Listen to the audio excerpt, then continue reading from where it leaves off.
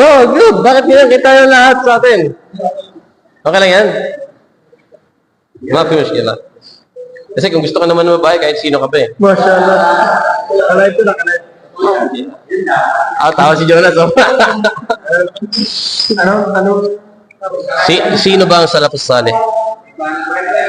Ha? Ano? Yan na yan siya. Yan na yan. Bismillah, simula tayo. Okay na sa'yo, Gob? Nakaano na yan? Gob, gagamitin mo yan? Gamitin mo lang yan. Gamitin mo na lang yan. Oo. Gagamitin mo?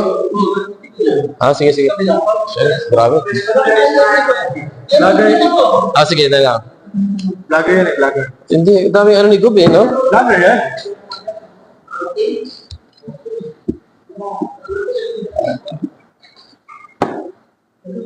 Yan, para mas malapit.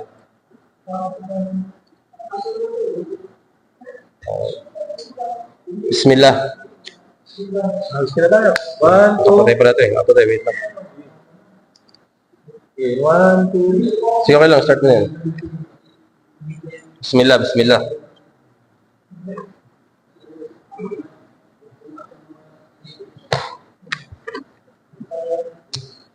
بسم الله الرحمن الرحيم الحمد لله الذي هدانا لهذا الدين وما كنا لنهتدي لولا أن هدانا الله أشهد أن لا إله إلا الله وحده لا شريك له وأشهد أن محمدا عبده ورسوله صلى الله عليه وعلى آله وصحبه أجمعين وما بعد السلام عليكم ورحمة الله وبركاته. May tanong tayo dito sa mga kapatid natin na bagong Muslim. Meron ba kayong familiar ba kayo sa kataga na Salafus Salih? Ito si brother. Salafus Salih. Salafus Salih. Hindi ka pamilyar. Ito, bro. Salafus Salih. Hindi rin pamilyar. Ikaw, bro. Hindi rin pamilyar. Si brother. Ito. Salafus Salih. Pag sinabing Salafi. Salafi. Oh, ito to. Okay lang. Kahit hindi natin alam. Wala tayong alam. Wala. Ikaw, bro. So, kasi ito, para rin sa mga viewers natin, malaman nila na maraming mga balik Islam, hindi lamang mga balik Islam, pati yung mga kapatid nating mga taga Mindanao, hindi alam yung katagana ito. Tahib? Inshallah, ipapaliwanag natin ito dito nila. Pero pag sinabi natin, ang tagumpay dito sa mundo, ang pagsunod sa Quran at sa Sunnah. Pag sinabing Sunnah ni Propeta Muhammad, alam nyo hindi? Alam, di ba? Yung Sunnah, yung salita, gawain ni Propeta Muhammad, alam natin ito lahat. Inshallah subhanahu wa ta'ala, mga kapatid, bibigyan natin ng linaw ito. Pag-uusapan natin ito ng maikling oras, bidilay subhanahu wa ta'ala. At kung may mga katanungan kayo, inshallah subhanahu wa ta'ala, sasagutin natin yan mamaya. Bidilay subhanahu wa ta'ala. Sa kapintulutan ni Allah.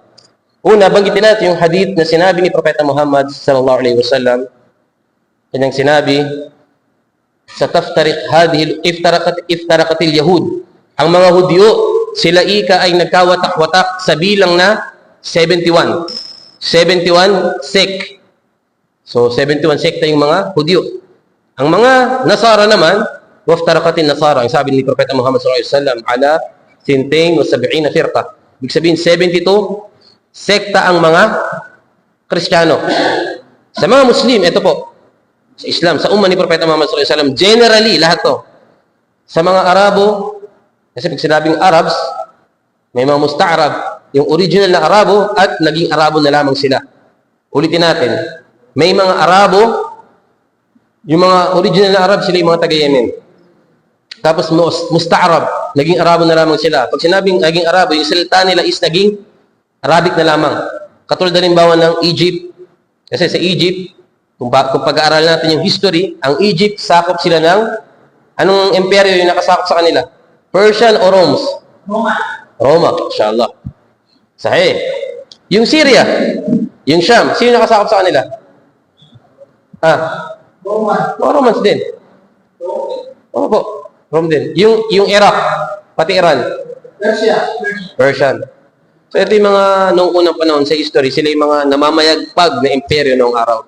Tapos lumaganap yung Arabic dahil sa pagdada'wa ng mga sahaba. Sa da'wa, sa pagtuturo, sa pagpaparating ng Islam.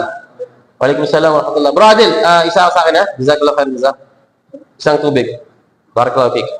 Dahil sa pagpapalaganap ng Islam kahit sa Pilipinas, Waalaikumsalam warahmatullah. Kahit sa Pilipinas, lumaganap ang Islam dahil sa da'wah. Para ka Ustad, no? Hindi sa espada.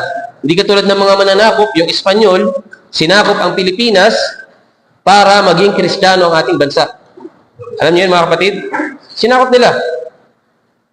Sa, sa history, alam natin yan. At hindi lamang sa Pilipinas, pati yung mga ibang bansa sa Africa, sa Europa, sinasakop nila para maging Kristiyano ang kanilang mga nasasakupan. Okay? At sa Islam, da'wah. Utos, magparating ng Islam. Ito yung, kaya lumaganap ang Islam dahil sa da'wah. Taib. Balik tayo sa topic natin. Ang sabi ni Propeta Muhammad sallallahu alaihi wasallam, nagkawatak-watak ang aking umma, ang aking mga tagasunod, sa ilan? 73. Ilan, Bro Jonas? 73. Paano nangyari ito? Kasi ngayon tayo, ipapaliwanag ko sa inyo ito, ituturo ko sa inyo, lalo na sa mga bagong Muslim, magtataka sila, bakit may ganyan sa Islam? Akala ko isa lang. Di ba? Mga bagong Muslim, kahit ako dati nung bagong Muslim ako, akala ko Islam lang, isa lang. Pero, nagkaroon ng iba-ibang sekta sa Islam. Paano sila nagkaroon ng iba't ibang sekta sa Islam? Ang pangunahing dahilan, ito po, para alam nyo kung paano nagkaroon ng iba't ibang sekta sa Islam, dumabas yung mga Shia at iba pa, dahil sa kakulangan sa kaalaman sa Arabic. Ha? Ito po yung dahilan. Dahil saan? Sa Arabic. Anong connection ng Islam sa Arabic? Anong connection ng Arabic sa ating pananampalataya? Malaki ang connection ng Islam, ng Arabic sa ating pananampalataya. Dahil ang Arabic, bahagi ng Islam, bahagi ng ating reliyon. Paano tayo magsala? Una pa lamang, Allahu Akbar. Arabic. Paano nagtatapos? Assalamualaikum warahmatullah. Assalamualaikum warahmatullah. Arabic. Ngayon, kaya natin sinabi na nagkaroon ng ibang pagkakaunawa sa Quran at sa Sunnah ni Propeta Muhammad SAW, kaya nagkaroon ng ibang sekta dahil mali ang pag-unawa nila saan? Kung ano ang nakasaad sa Quran at sa Sunnah ni Propeta Muhammad. So, nakuha natin yung point? Nagkaroon ng iba't ibang sekta dahil sa kakulangan saan? Sa pag-aaral ng Arabic. So, dito papasok ang kahalagahan ng kaalaman sa Islam. Dito papasok ang kahalagahan ng kaalaman sa Islam. Napaka-importante ng kaalaman. Kaya nga sinasabi, ang kaalaman, nur, liwanag. Ang kaalaman ay liwanag. Kapag nasa disyerto ka, walang daan. Halimbawa, walang ilaw. Paano mo malalaman yung daan? Kapag meron kang flashlight. Nag-drive ka. Malalaman mo ba yung daan kung walang ilaw yung sakyan mo? Hindi. So, ganyan ang buhay dito sa mundo. Malalaman mo ang tamang akida, ang wastong akida kapag meron kang kaalaman. Malalaman mo yung tama kung meron kang kaalaman. So, yun sinabi ni Propeta Muhammad SAW, inshallah. Naliwanagan tayo, nagkaroon ng sekta yung mga tagasunod ni Propeta Muhammad. Ilan? 73. Bakit sila naligaw? Dahil sa kakulangan ng kaalaman. Mali ang pag-unawa sa Quran, sa Sunnah. Nung lumaganap ang Islam sa panahon ng mga sahaba, nasakop nila yung Persia. Okay? Hindi naman kasi, ang mga Persian kasi, meron sila sariling salita, lingwahe. Lumaganap. Sa Espanya, lumaganap. Sa Turkey, lumaganap. Lumaganap talagang Islam. Nagkaroon ng sari-saring pag-unawa sa Islam, na mali naman. Alam niyo yung Madina ngayon? Sa masjid ni Propeta Muhammad sa kanyang kapayapaan? Di ba dyan nakalibing yung mga sahaba? Dyan nakalibing yung mga kasama ni Propeta Muhammad? Sa panahon ng Uthman, Ad-Dawla Uthmaniyya, o kaya Uthman Empire, napakaraming dyan, doom. Yung mga libingan ng mga sahaba, yung mga puntod, maraming nakatayo sa libingan. Subhanallah. Parang yung libingan dyan, yung Baqi', parang yan, parang may mga tao nakatira. Kasi may mga may mga dekorasyon. Hindi ba sa Pilipinas, yung mga libingan ng mga kapatid natin doon, may mga may mga marmol, kung ano-anong disenyo nakalagay sa patay. Sa Saudi Arabia, pangalagaan naman ni Allah ang bansang ito, kung pupunta ka sa libingan dito, bato lamang makikita mo. Bato lamang. Sinapot na sa libingan dito? Sa Baki. Makikita nyo. Bato lamang. Palatandaan lamang yun. Tapos, paano malalaman na ito yung kamag-anak ko na namatay? Yan ang tanong. Di ba? Paano malalaman? Kasi bato lamang eh. Puntod lamang. Walang date na namatay, ano yung pangalan, kasi lahat ng yan ay bid'a sa Islam. Walang lapida sa Islam. Ang lahat ng yan ay bid'a, bagong aral sa Islam. Kaya inshallah, pag mamatay tayo, gawa tayo ng habilin na huwag mong galagay ng ganito sa ating mga puntod. Tayyib, dito totoo yun mga kapatid. Dito sa Saudi Arabia, ang tanong, paano malalaman na inyo napatay? Ang libingan kasi rito, may mga listahan yan. Parang straight, yung sulat, bilang 1, 2, 3, pang ilang puntod. So, kapag pumunta ka sa office, ibibigay kung pang ilang libingan yung kamag-anak. Yung kaibigan mo, halimbawa, sa straight na ito, pang 100 siya. Kapag dito naman yung bilang sa kaliwa, ito yung bilang niya. Kung baga malalaman mo, at hindi mawawala kung saan nakalibing yung kamag-anak mo. Ganyan po sa Islam. Ganyan yung libing. Kaya kahit gano'ng kadaming libingan, hindi tayo mahihirapan kasi may bilang. Ang Saudi Arabia, sumusunod lamang sa Quran at sa Sunnah kung paano yung tamang paraan ng paglibing. Kaya nga kahit yung hari mismo ng Saudi Arabia, yung mga hari ng Saudi Arabia, kung paano namatay yung normal na tao, ganun din yung kanilang libingan. Walang pagkakaiba. So, balik tayo sa topic natin, nagkaroon mga kapatid ng sari-saring sekta, paniniwala dahil sa kakulangan sa Arabic. Kakulangan saan? Sa Arabic. Tapos lumabas pa yung mga sekta na sinasabi nila na ang Quran, hindi yan salita ng Diyos. Ha? Nilikha ang Quran. Tao ka, nilikha ni Allah. Ang hayop, nilikha ni Allah. Ang mundo, nilikha ni Allah. Ang Quran, nilikha rin ni Allah yan. So, ang Ahlus Sunnah wal Jama'ah, ang mga Salafus Salih, ang Quran ay pinaniniwalaan na ito ay salita ni Allah. Okay. So, balikan tayo sa topic natin. Hindi natin papalawakin yan. At least nalaman natin na nagkaroon ng sekta sa mga bagong Muslim. Sa mga bagong Muslim. Ilang sektang meron sa Islam? 73. Bakit nagkaroon ng sekta? Kakulangan sa kaalaman. At ano yung pinaka-importante kaalaman na kinalimutan nila? Yung Arabic. Tama, brother. Barakallahu fiik. Ngayon, sa panahon ni Sheikh Ibn Taymiyyah, nanindigan siya, marami siyang kinalaman ng mga sekta, mga sulat. Ito ay mga pagrad, kumbaga pagsagot sa mga sumasamba, yung umiikot sa mga libingan, sa mga Jahmiyyah, okay? Sa mga Asy'ariyah, at sa iba pang mga sekta, sa mga Sufiyya, nag-grad siya, gumawa siya. Tapos, siniraan siya. Bakit? Kasi lahat ng sekta na natin nabanggit, nagsulat siya ng libro. Mga libro na kanyang sinulat. Bakit niya sinulat? Kasi pinaliwanag niya kung ano yung tama sa Quran at sa Sunnah. Maliwanag?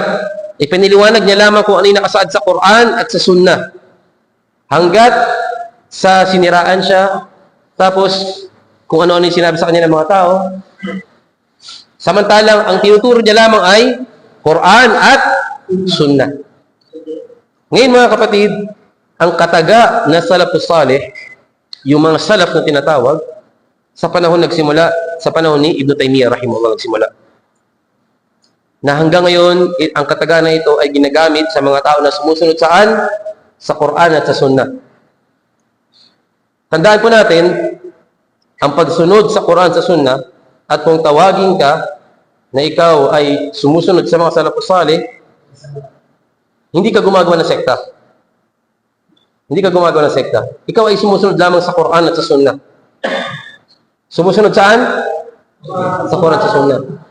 Kasi ang katagang salaf, ito ay yung mga nauna. Yung mga nakalipas. Yung salih, sila yung mga mabuting tao. Salih, rajulun salih. Mabuting lalaki.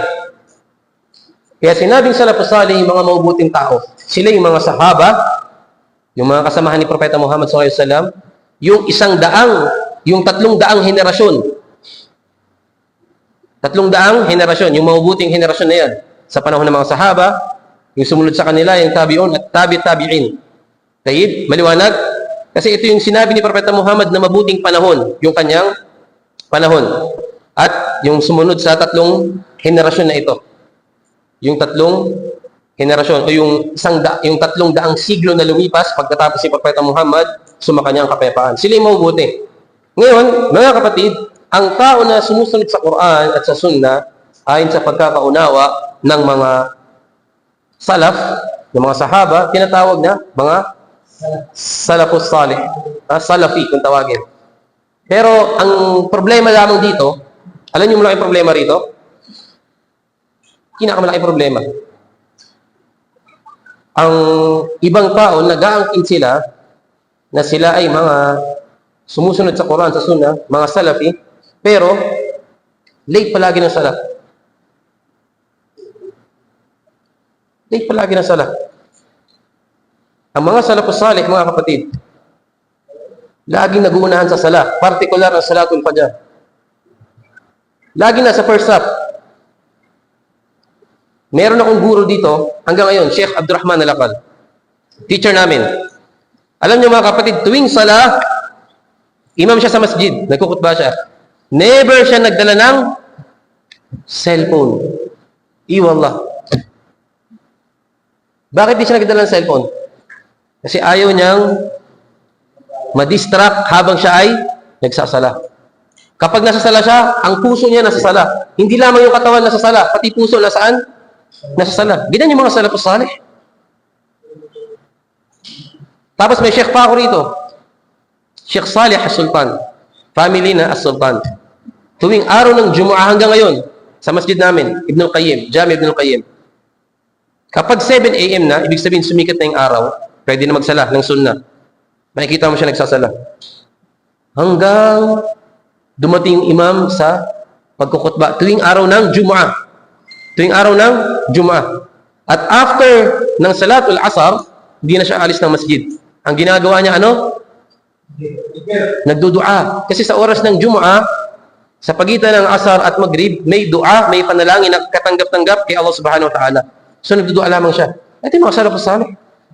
At alam niyo pa ba, tuwing Salatul Asar, araw-araw, yung mga sheikh namin na ito na binabanggit ko, nagsasala palagi rito sa masjid ni Sheikh pangalan ng masjid Sheikh Muhammad bin Abdul Wahhab sa libingan.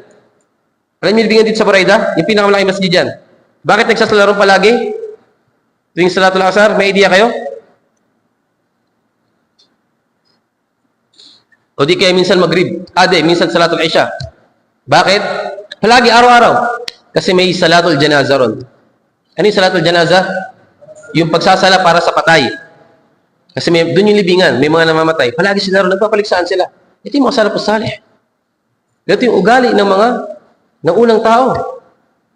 Wallahi, yung ajib talaga rito yung Sheikh namin, Sheikh Abdurrahman Alakal, never nagsala, nakasama niya yung cellphone niya. Hanggang ngayon. Kasi doon sa kanya palagi nagsasali. Subhanallah. Kaya ba natin ito, mga kapatid? Minsan siguro kaya natin, Salatul Fajr, Salatul Zuhur. Pero yung minsan yung 5 salat, siguro nahirap eh. Pero si Sheikh, sabi niya, hindi niya maalala kung kailan siya nagdala ng cellphone sa sala. Tapos sinabi pa sa amin ni Sheikh, ang kanyang nanay, ang sabi ng nanay niya sa kanya, Abdurrahman, simula nang pinakasalan ko ang tatay mo, hindi niya iniwan ang pagsasala ng tahajjud. Subhanallah. Yung Sheikh namin, 40 plus na. Siguro 50 plus na Sheikh Abdurrahman, Allah alam, malapit na sa 50. Kung di, may kuya pa siya eh. Allah alam, di ko alam kung ilan yung taon niya, pero kung ilang edad na. Pero isipin mo, yung ma-maintain mo yung sala ng ganong edad hanggang ngayon, mahirap yun, yung tahajjud. Ito yung mga salafus salih, mga kapatid. Ngayon, makakita ka ng mga nag-aangkin na nagsasabi ng salafi, laging late sa sala, hindi nagsasala ng sunnah ng ratiba, hindi nagpa-fasting ng 3 beses sa isang buwan. Yan ba yung mga salafi? Walang galang sa mga tao, sa matatanda, puro lang ang pag-atake, puro paninira sa iba. Yan ba yung mga salafus salih? Nakikipag-girlfriend, nakikipag-chat kung kani-kanino, tapos sabihin salafus salih. Allahul musta'an. Ang sabi ni Allah subhanahu wa ta'ala sa Quran, ang sabi ni Allah, "Fala tuzakku anfusakum. Huwa a'lamu biman ittaqa." Huwag niyo pupuriin ang inyong mga sarili. Huwag kayo magbibigay-pugay sa inyong mga sarili. Huwa a'lamu biman ittaqa. Si Allah subhanahu wa ta'ala ang nakakaalam kung sino ang matatakotin sa inyo. Ang labis na may takot sa inyo. Yung nagtatagal ng takot kay Allah. Kaya bakit pupuriin yung sarili mo? Salafi ako. Ha? Salafi, pero tulad sinabi ko, laging late sa sala. Tapos isa sa mga katangian ng salafus salih, mga kapatid, mabuti sa asawa, mabuti sa mga anak, mabuti sa mga magulang, mabuti sa mga kapitbahay, mabuti sa lahat ng tao. Haris, matyaga sa pagdadawa sa mga hindi Muslim, sa mga ahlul bid'ah. Ang salafus salih, ang akida ng mga salafus salih, hindi lamang pag-atake sa mga gumagawa ng bid'ah. Pati sa pagtuturo sa mga bata, sa mga kababaihan, sa lahat ng tao. Maging mabuti mga kapatid. May mga tao kapag iniisip mo yung nagtuturo ka ng kaugalian, ng magandang pag-uugali, sisiraan ka, sabihin, ustad akhlaq. Ustad ng ugali, ustad ng kagandahang asal, kasi kinakalimutan yung akida. May mga ganyan eh. Hindi ba ang ugali ay parte ng akida? Parte ng ating paniniwala? Kung sabi ni Allah subhanahu wa ta'ala sa Quran, "Wa innaka la'ala khuluqin 'azim." O Muhammad, tunay na ikaw ay mayroong mabuting pag-uugali. Si Propeta Muhammad. At sinasabi sa Quran, "Walau kunta faddan." Kapag ikaw lamang meron ka faddan ghalidal qalb. Si Propeta Muhammad, mayroon taglay niya lamang yung magaspang na puso. Ibig sabihin, si Propeta Muhammad masakit magsalita. Magaspang siya magsalita eh. Kapag ganyan lamang ang ugali ni Propeta Muhammad, lan faddu min hawlik. Yung mga tao sa paligid mo, class. Makita ka pa lamang nila, lalayuan ka na kagad nila. Pero hindi ganoon si Propeta Muhammad eh. Si Propeta Muhammad, hindi siya nilikha, tandaan natin, hindi nilikha si Propeta Muhammad sallallahu alaihi wasallam para gumante. Hindi siya nilikha para gumante. Alam niyo kwento sa Taif, namatay ang lolo ni ang tiyuhin ni Propeta Muhammad, si Abu Talib. Namatay ang kanyang asawa, si Khadija. Sa panahon na yun, yung tinatawag na Amul Huzn. Yung panahon na kung saan malungkot si Propeta Muhammad sallallahu alaihi wasallam, ito yung taon na malungkot siya.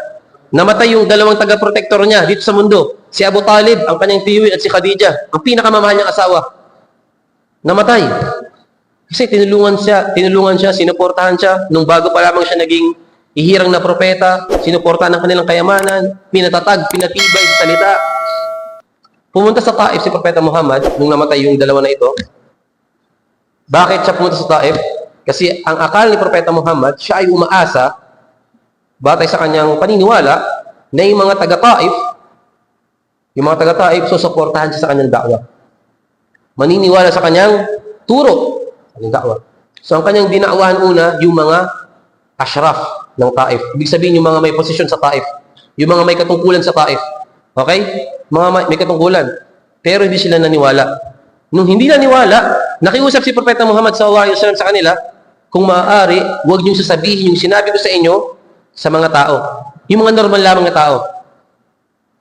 Bakit? Kasi kung sasabihin ito, si Propeta Muhammad sasabihin, may dala-dala bagong relihiyon. Nag-uutos na sumamba sa nag-iisang Diyos, isa lamang ang Panginoon. Iwan yung pagsamba sa mga Diyos-Diyosan. Maging mabuti sa mga tao. Galangin yung mga babae. Ito yung utos ni Propeta Muhammad. Galangin yung kapitbahay.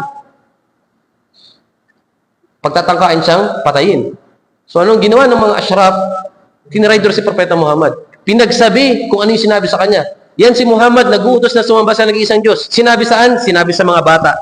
Sinabi sa mga babae. Sinabi sa mga masasamang tao. Kaya ang ginawa nila, pinagbabato nila si Propeta Muhammad. Ang taas ng Taif, mga kapatid. Mula Makkah, nilakbay ni Propeta Muhammad sallallahu alaihi wasallam yun. Wala pang sakyan dati. Hindi pa ganun kaganda yung daan noong unang panahon. Pinagbabato siya ng mga masasama, pati bata, babae, lahat pinagbabato siya. Hanggat sa ang naniwala lamang sa kanya, isang Kristiyano lamang naniwala sa kanya. Isa lamang, mga kapatid. Tapos dumating si Anghel Gabriel at sinabi niya pa, "O Muhammad, itong mga anghel na ito na kasama ko, pinadala sa inyo Allah subhanahu wa ta'ala, utusan mo sila na iangat yung dalawang mataas na bundok dyan sa Makkah, dalawang bundok na mataas. Tapos iaangat at babagsak sa mga taga-Taif na yan dahil sa ginawa nila sa iyo.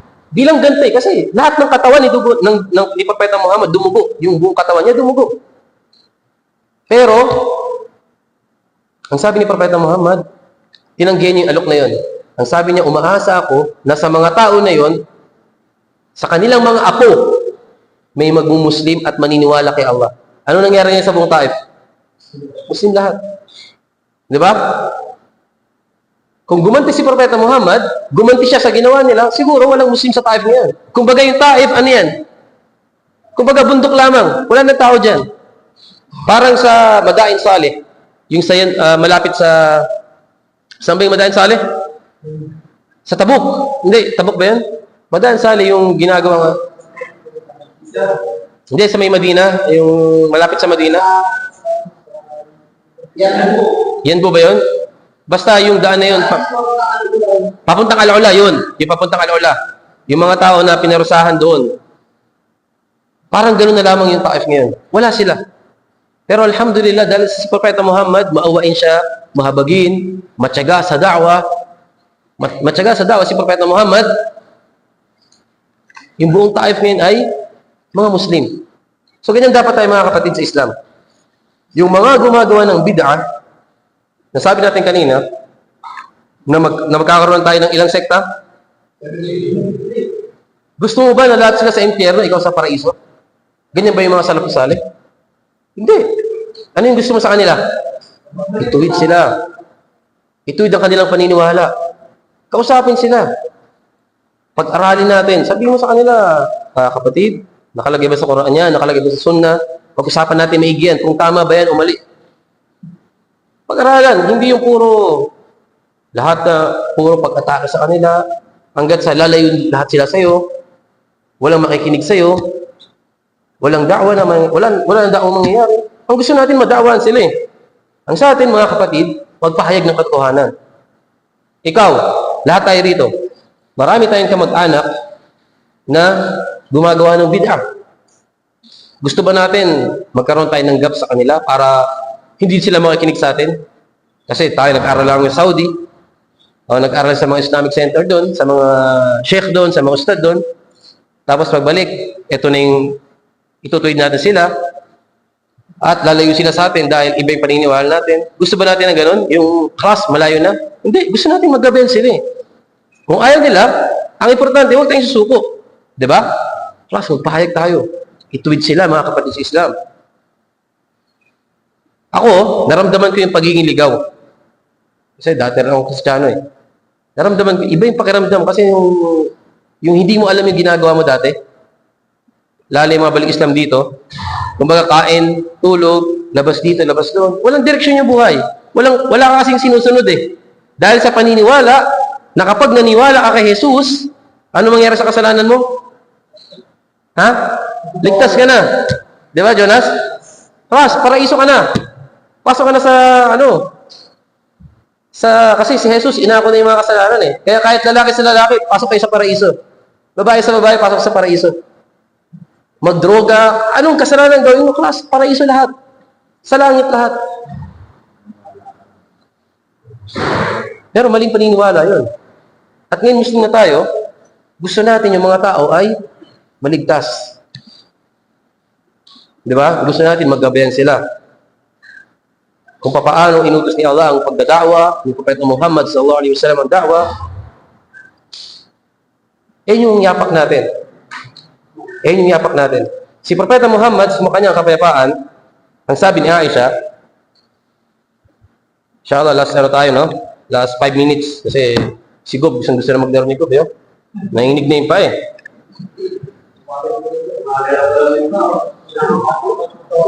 Napapalayap na ba, Dok?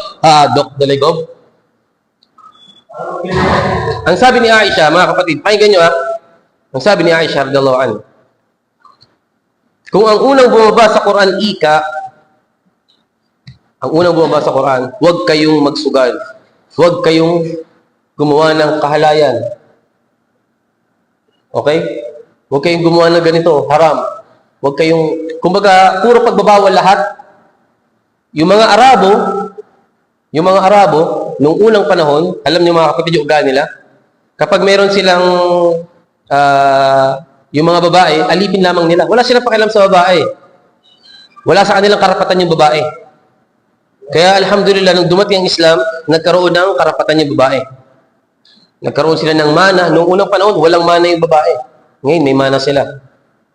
Kaya dito sa Saudi Arabia, kapag magreklamo yung babae, patay ka, bro. Kulong ka agad. Deport ka agad. Totoo yan. Pag magreklamo, ako may kilala akong kabayan natin dito, nagreklamo lang sa kanya, kininditan niya lang yung babae. Arabiana. Mataas yung posisyon, hindi ko na sabihin, ha? Pinauwi. Kininditan lang yung babae. Kahit hindi Arabiana, kapag nasa Saudi Arabia, binastos, magrereklamo sa court, may katibayan, eto, nandito yung chat sa akin, no? Nanliligaw sa akin, may asawa yan, no? Patay ka, bro. Kaya mag-ingat ha, mga bro, ha? Kasi ang Saudi Arabia, pay lamang. Jonas, naka. Dito to, pay lamang. Mag-ingat sa mga kausap. Kung gusto mag-asawa ka agad. Huwag nang date-date. Kasi mamaya, baka magreklamo yung babae na yun sa court. So, supportahan ka agad ng court yung babae. Yan ang totoo. Kaya mag-ingat po tayo. So, sa Islam, bago dumating ang Islam, ang walang puwang yung babae sa Islam. Alipin, gagahasain, lalapitan, kailang gusto. Pero nung dumating ang Islam, inan na sila, nirespeto, ginalang. Kaya ang sabi ni Aisha, kung ang unang bumaba sa Quran, huwag magzina, huwag uminom ng alak, huwag magganito ganyan, huwag magsugal, walang maniniwala kay Propeta Muhammad. So yung sinabi, huwag. Tayo ngayon sa Islam, yung katagan na huwag, ito yung pagbabawal, kailangan nasa lugar, mga kapatid. Kapag mayroon kang gustong ituwid na tao, gusto mong dakwahan. Kasi ito yung ugali ng mga salafus salih. Hindi niya hayaan magkasala yung kanyang mga kapatid. Hindi niya hayaan magkasala sila. Hindi niya hayaan makagawa ng shirk o bid'a ang kanyang mga kapatid. Ganito yung gagawin nila. Ang sabi ni Propeta Muhammad, sino man ikang makagawa ng kasamaan, makakita ng kasamaan, ng dalawang mata nakita mo, falyughayyirhu biyadi. Sa pamagitan ng iyong kamay, baguhin mo, ituwid mo. Kapag pinuno ka sa isang lugar, may posisyon ka, tatay ka, may mga anak ka, kaya mong ituwid yung isang tao, kaya mong baguhin sa pamagitan ng iyong kamay. Kaya ituwid sila. Kung hindi kaya, sa dila. Bro, bawal yan. Okay? Kailangan may wisdom palagi. Kung hindi kaya sa pamagitan ng ating puso. Ito yung ugali ng isang Muslim. Nagutos ng mabuti at nagbabawal ng masama. Ud'u ila sabili rabbika bil hikmah. Bil hikmah. Manawagan ka tungo sa iyong Panginoon ng may hikmah. May wisdom. At ang hikmah na tinutukoy rito, yung wad'u shay fi makanihi. Ilalagay mo ang isang bagay sa kanyang lugar. Iaangkop mo isang tao kung paano mo siya kakausapin. Ang da'wa, halimbawa, mga Pilipino, general, no? Pilipino. Iisa lang ba yung posisyon ng mga Pilipino? Hindi. Yung mga workers sa Saudi Arabia, iisa lang ba ang posisyon nila? Hindi. May mga Pilipino rito na nurse, engineer, doktor, matataas ang posisyon. So ngayon, makitungo ka sa kanila ng normal. Makipag-usap ka sa kanila ng kung paano sila akma kausapin. Pero ang totoo niyan, based in my experience, ang karamihan talaga, hindi naman sa yung mga nakakausap ko kapag may mga posisyon sa buhay, parang hindi ma-reach. Hindi to. Real talk. Sino ka ba? Parang hindi ka papansin, alam mo yun? Wallahi lazim, ang daming ganyan. Yung mga, sabi ko, bakit ganyan? Ang yaman. Hindi ba porket mayaman ka na, maganda yung posisyon mo dito sa Saudi Arabia, yung mga kababayan mo, ano mo na, mamalitin mo na? Hindi ganyan yung Islam eh. Kaya dito sa Islam, mashallah, pantay-pantay lahat tayo. Yung mga mudir natin dito, nakikita niyo, Muslim na kayo, kahit mudir sila yung may-ari ng company. Sila yung amo niyo. Sasabihin na kumain. Humble. Kasi sa Islam, tuturuan ka maging mapagkumbaba. Di ba, bro? Pero inshallah subhanahu wa ta'ala, sana, at least kayo, ngayon, nagkaroon kayo ng idea kung sino ba yung mga salafus salih. Sino yung mga salafus salih, bro? Sumusunod sa Quran at sa Sunnah ni Propeta Muhammad sallallahu alaihi wasallam.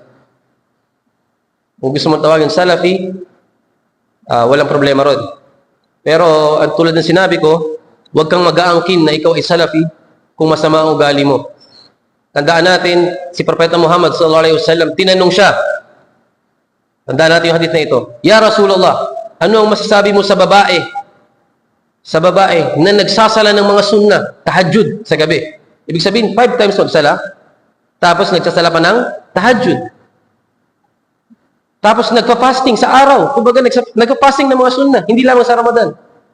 Pero masama ang ugali sa kanyang kapitbahay. Saan ang kapitbahay? Ang sabi ni Propeta Muhammad, hiya finnar. Siya ay sa impyerno. So, ganyan kahalaga yung ugali. May mga tao na binabaliwala yung ugali. Mga nangiinsulto ng lalait, mga ustad, akhlaq daw. Ustad daw sila dahil sa ugali ang tinuturo, kagandang asal. At totoo niyan, ako hindi ako mag-Muslim kung titignan ko yung ugali ng mga Arabo o yung mga Muslim sa Pilipinas Totoo. Dito, yung mga balik Islam, kapag Muslim yung titignan mo, mag-Muslim ka ba? Ikaw, Jonas? Halimbawa, titignan mo yung ugali ng mga Muslim, mag-Muslim ka ba? Depende siguro sa nakasama, di ba? Pero yung karamihan, nagmumuslim sila dahil nakita nila yung mga Muslim mababait. Kasi ako, may mga nagshahada rito, may kilala ko, brother, tinanong ko, dito sa amin, ba't ka nagmuslim bro? Sabi niya, kasi nakita ko yung mga Arabo, kapag nagkabanggaan ng sakyan, sira yung sakyan, ganyan lamang, Assalamualaikum. Nabangga yung sakyan, nasira yung sakyan, Assalamualaikum. Speak, Sarabik, mananalangin, sumayo ang kapayapaan. Nagkabanggaan sila. Sa Pilipinas, konting gasgas lamang, muskila. Wallahi, nasaksiyan ko yan.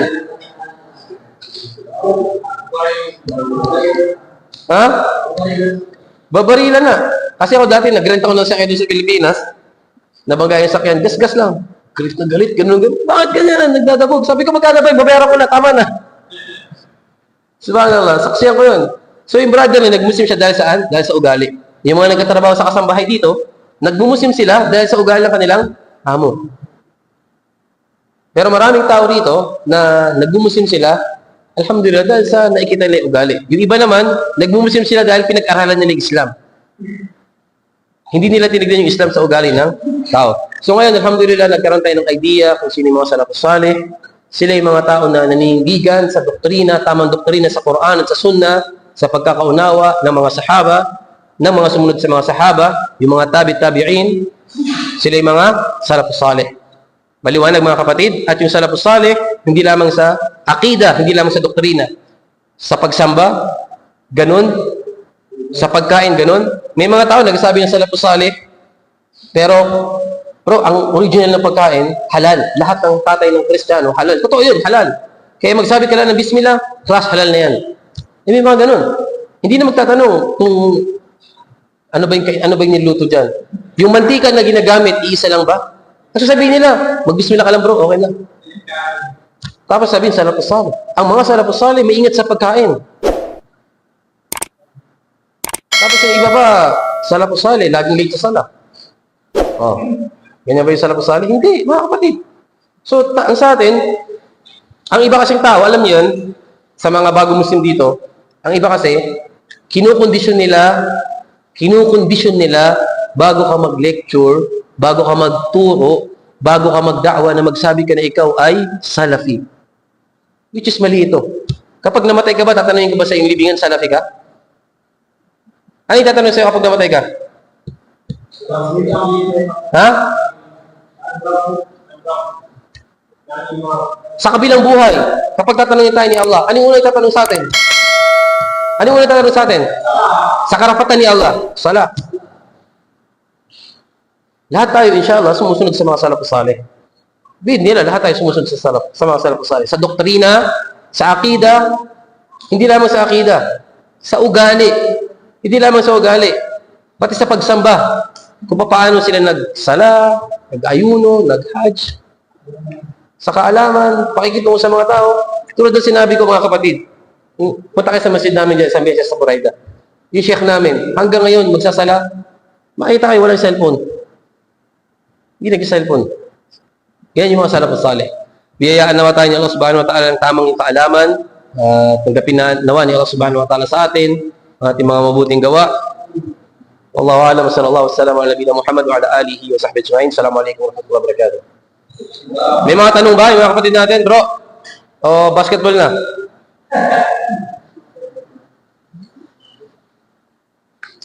May mga tanong? Johnson, may tanong ka? Basketball na? Tingkatin na. Pasalamat kayo kay Allah kasi nakapag-basketball kayo.